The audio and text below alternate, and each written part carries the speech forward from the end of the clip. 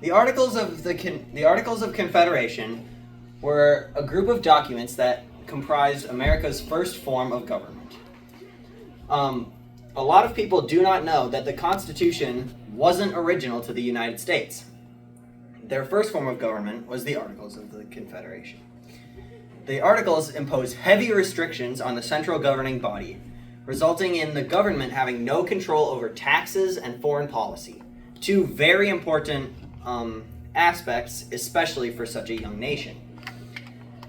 The Articles reserved so much control for the states that currency wasn't standardized between them, meaning two different states would use two different forms of money.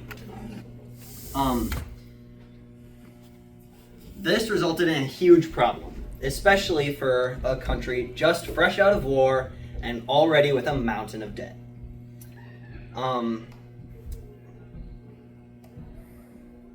The government had no power over this debt because it had no power over taxes and currency, resulting in some states having their debts paid, some states having their debts be worse than when they started, so on and so forth.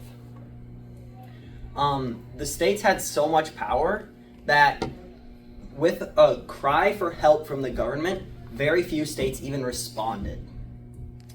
Finally, in 1787, the problem was addressed. The Constitutional Convention met between May and September of the same year, and the result was the Constitution we know today. The Constitution fixed many problems with the Articles. It standardized the currency, resulting in being able to pay off their debts. It was much easier for the government to make laws for all the states to follow, because it used to be that under the Articles, it was that 9 out of 13 states would have to agree on a single law for one to get passed.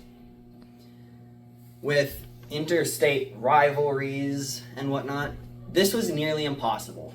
Even more impossible was for the Articles to be amended. It required a unanimous vote.